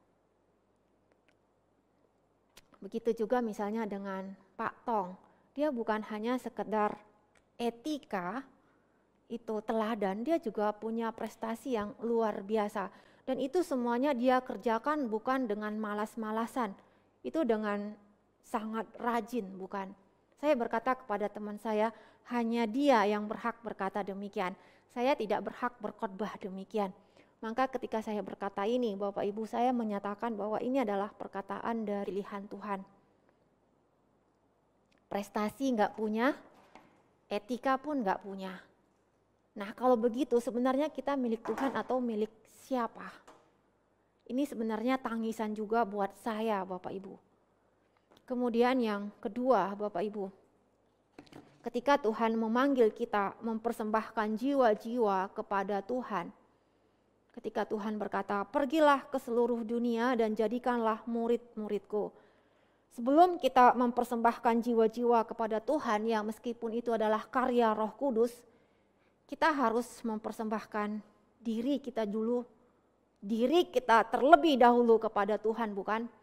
Kita persembahkan diri kita kepada Tuhan dan kita mencari jiwa-jiwa yang terhilang, kita persembahkan kepada Tuhan. Jadi Tuhan yang kita sembah adalah pemilik langit dan bumi. Tuhan yang kita sembah, sang pengantara itu adalah juga kepala gereja. Tetapi apakah dunia ini melihat keindahan Tuhan di dalam hidup kita? Apakah dunia ini melihat bahwa kita punya pengharapan? Ini memang adalah tugas yang besar bagi kita. Mari kita memohon kepada Tuhan. Sehingga orang bisa melihat betapa baiknya Tuhan yang kita sembah, betapa berkuasanya Tuhan yang kita sembah. Seperti perkataan Pendeta David Tong bagi orang-orang yang masih punya kesempatan, jangan hanya punya etika, tapi apa yang kita berikan kepada dunia ini. Tunjukkan bahwa Tuhan kita adalah Tuhan yang punya sumber daya yang tidak terbatas. Tuhan kita adalah Tuhan yang sangat mulia, milikilah prestasi dan buatlah prestasi itu menjadi manfaat bagi manusia. Ini mungkin bagi anak-anak remaja masih bisa belajar dengan tekun. Bagi saya yang sudah usia ya hanya berjuang dengan apa yang ada sekarang ini. Mari kita berdoa. Tuhan adalah Tuhan yang luar biasa. Tetapi ampunkan kami Tuhan, jemaat Tuhan sering kali kami gagal dan lalai sehingga kami tidak bisa menyatakan Tuhan yang luar biasa ini kepada dunia ciptaan Tuhan. Biarlah Tuhan yang memberkati generasi muda Tuhan, anak-anak remaja, anak-anak sekolah minggu, anak-anak pemuda. Biarlah mereka sungguh-sungguh mengasah diri mereka sehingga mereka punya etika dan mereka juga punya prestasi yang akan mengharumkan nama Tuhan di dalam dunia ini. Dan biarlah Tuhan yang berbelas kasihan, biarlah kami mempersembahkan hidup kami kepada Tuhan sebelum kami mempersembahkan dan mencari jiwa-jiwa yang terhilang kepada Tuhan. Biarlah Tuhan yang menolong dan berbelas kasihan. Dalam nama Tuhan kami, Yesus Kristus, kami berdoa. Amin. Mari kita menaikkan ucapan syukur kita, Bapak Ibu, kita memberikan persembahan kepada Tuhan. Kita menaikkan pujian yang letih datanglah padanya. Kita memberikan persembahan dengan kode pengantara.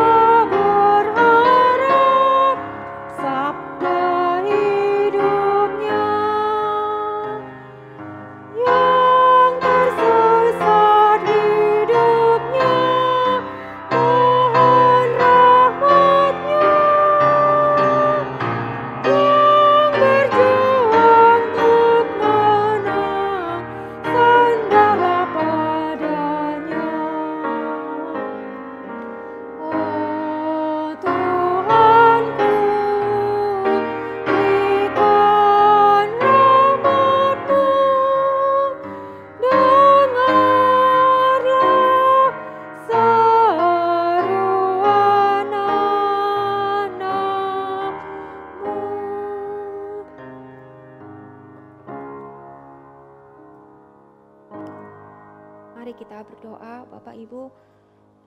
Tuhan, tiliklah kami satu persatu. Biarlah yang lemah Tuhan kuatkan, yang berdosa Tuhan berikan pertobatan. Biarlah Tuhan yang menolong anak-anak Tuhan sehingga dunia ini dapat melihat bahwa kami memiliki pengharapan di dalam Tuhan. Terutama di dalam saat-saat sekarang ini Tuhan, di saat-saat yang sulit ini, biarlah kami terus memiliki pengharapan di dalam Tuhan, Meskipun beberapa orang ekonominya demikian sangat terganggu, biarlah mereka terus berharap dan berseru kepada Tuhan. Biarlah Tuhan yang terus memelihara umat pilihan Tuhan di dalam segala pergumulan dan tangisan mereka, dan biarlah Tuhan yang memelihara tangan-tangan juga yang sudah memberikan persembahan kepada Tuhan. Biarlah Tuhan yang terus memberkati dan melindungi hidup mereka. Terimalah doa ini Tuhan, dalam nama Tuhan kami Yesus Kristus kami berdoa, amin. Kita akan menaikkan beberapa doa syafaat. Bapak Ibu, kepada Eli saya persilahkan untuk memimpin doa syafaat.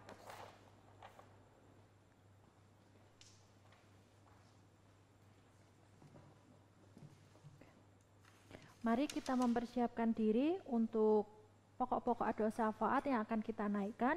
Ada 6 pokok doa yang akan kita naikkan untuk berdoa. Mari kita mempersiapkan diri untuk berdoa syafaat. Yang pertama, kita mengucap syukur untuk anugerah keselamatan yang Tuhan sudah berikan kepada setiap kita. Mari kita berdoa bersama. Bapa di dalam kerajaan surga, kami mengucap syukur untuk setiap anugerah keselamatan yang Tuhan boleh berikan kepada setiap kami. Walaupun Engkau mengetahui ya Tuhan, kami manusia berdosa dan sangat sekali terbatas, tapi Tuhan masih memberikan keselamatan untuk setiap kami. Bimbing kami di dalam kehidupan kami ya Tuhan, pimpin di dalam setiap langkah kehidupan kami melalui setiap firman Tuhan yang sudah kami dengar, kiranya boleh terus mempertumbuhkan dan memperkuat setiap iman kami. Terima kasih untuk anugerah keselamatan yang Tuhan boleh berikan kepada setiap kami masing-masing. Di dalam nama Tuhan Yesus Kristus kami mengucap syukur dan berdoa. Amin. Yang kedua, mari kita berdoa untuk hamba Tuhan, pengurus, aktivis, guru sekolah minggu, dan jemaat GRII Kertajaya maupun Citra Raya. Kiranya Tuhan tambahkan hikmat bijaksana di dalam setiap pelayanan mereka. Mari kita berdoa dengan membuka suara. Bapa dalam kerajaan surga, kami juga mau menyerahkan untuk setiap hamba Tuhan, aktivis, pengurus, guru sekolah minggu maupun di GRI Kertajaya maupun juga di Citra Raya. Kami mau menyerahkan ya Tuhan, setiap pelayanan kami kiranya boleh terus berkenan di hadapan Tuhan. Tuhan boleh memberikan hikmat dan bijaksana di dalam setiap pelayanan yang boleh kami kerjakan.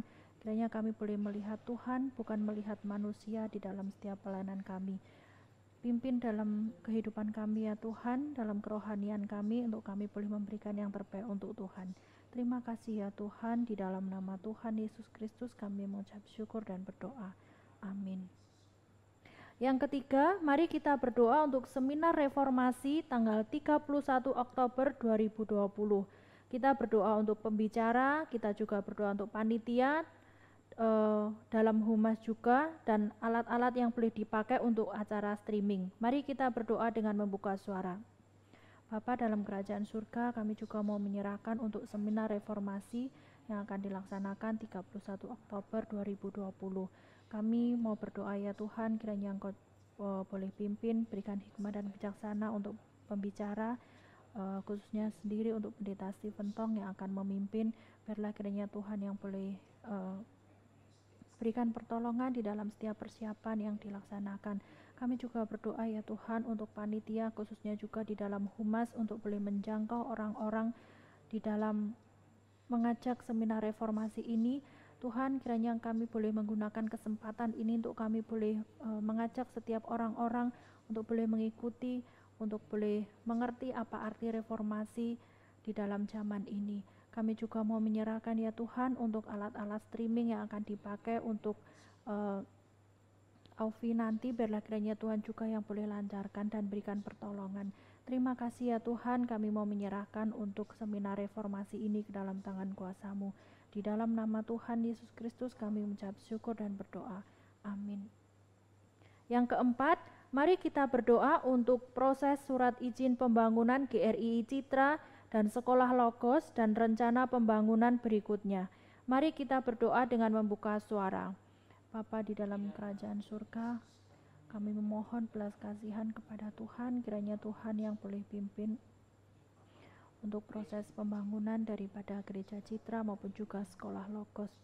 Tuhan, kami berdoa kiranya Tuhan boleh memberikan pertolongan di dalam pengurus, di dalam mengurus surat izin daripada Sekolah Logos maupun juga untuk pembangunan GRII Citra Raya.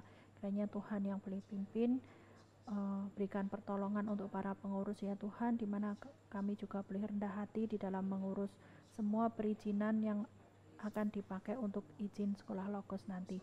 Kami juga mau menyerahkan ya Tuhan untuk dana yang dibutuhkan untuk pembangunan sekolah Logos maupun juga Gereja Citra, biarlah kiranya Tuhan boleh pimpin dan cukupkan untuk dana yang boleh dibutuhkan. Terima kasih ya Tuhan, kami menyerahkan semuanya ini ke dalam tangan kuasa-Mu. Di dalam nama Tuhan Yesus Kristus kami mengucap syukur dan berdoa. Amin. Yang kelima, mari kita berdoa untuk COVID. Kita berdoa untuk yang sakit, yang kena penyakit COVID, dan juga kita berdoa untuk penemuan vaksin yang boleh terus dijalankan untuk menemukan untuk penemuan vaksin ini. Mari kita berdoa dengan membuka suara. Tuhan, kami terus berdoa untuk penyakit COVID ini yang masih terus merajalela. Kami berdoa biarlah kiranya Tuhan yang boleh tolong ya Tuhan untuk penemuan vaksin, sekiranya boleh menolong orang-orang yang terkena sakit COVID ini. Kami juga mau berdoa ya Tuhan untuk setiap mereka, berikan hikmah dan bijaksana, kerendah hatian di mana mereka boleh terus menemukan vaksin ini. Tuhan, kami menyerahkan juga untuk pemerintah di dalam menangani orang-orang yang sakit COVID. Kiranya Tuhan juga boleh pimpin, pemerintah boleh menangani dengan lebih benar lagi ya Tuhan. Kiranya Tuhan yang boleh menolong untuk orang-orang juga yang terkena sakit COVID. Tuhan berikan kesabaran, Tuhan berikan pertolongan untuk mereka, dan juga untuk setiap dokter-dokter yang menangani untuk penyakit ini. Tuhan berikan kesehatan. Terima kasih ya Tuhan, kami boleh menyerahkan semuanya ini ke dalam tangan kuasa-Mu. Dalam nama Tuhan Yesus Kristus kami mengucap syukur dan berdoa. Amin. Yang terakhir, yang keenam, mari kita berdoa untuk ibadah hari Minggu. Kita berdoa untuk para penata layan, baik pembicara, liturgis, maupun juga pemusik, maupun juga untuk alat-alat AUFI yang dipakai untuk streaming. Mari kita berdoa dengan membuka suara. Bapa di dalam kerajaan surga, kami juga mau menyerahkan untuk ibadah hari Minggu, tanggal 25 Oktober nanti. Kiranya Tuhan boleh pimpin. Kami berdoa untuk Pendeta Aiter maupun juga Vikaris Bakti Anugrah yang akan menjadi pembicara di dalam KU1 maupun juga KU2. Kiranya Tuhan boleh berikan pertolongan di dalam setiap persiapan mereka untuk firman Tuhan yang akan diberitakan. Terima kasih ya Tuhan, kami juga mau menyerahkan untuk para penata layan Tuhan, baik yang menjadi liturgis, pemusik, song leader maupun juga AUFI, untuk alat-alat yang boleh dipakai untuk streaming. Kiranya Tuhan lancarkan, kiranya Tuhan tolong. Terima kasih ya Tuhan, kiranya kami boleh terus memberikan yang terbaik untuk Tuhan di dalam setiap keterbatasan kami. Di dalam nama Tuhan Yesus Kristus kami mengucap syukur dan berdoa. Tuhan, kami mengucap syukur kalau pada malam hari ini kami boleh mendengarkan firman Tuhan yang begitu indah. Kiranya firman Tuhan ini boleh terus menguatkan di dalam setiap kehidupan kami dan menolong kami untuk kami boleh lebih taat lagi kepada Tuhan. Terima kasih ya Tuhan untuk malam hari ini, untuk firman Tuhan yang sudah kami dengar. Di dalam nama Tuhan Yesus Kristus, penebus dan juru selamat kami yang hidup, kami naikkan doa ini. Amin. Terima kasih untuk Bapak Ibu yang sudah mengikuti PA pada malam hari ini. Kita akan berjumpa lagi di dalam PA Kamis dan Jumat depan. Selamat malam, Tuhan Yesus memberkati.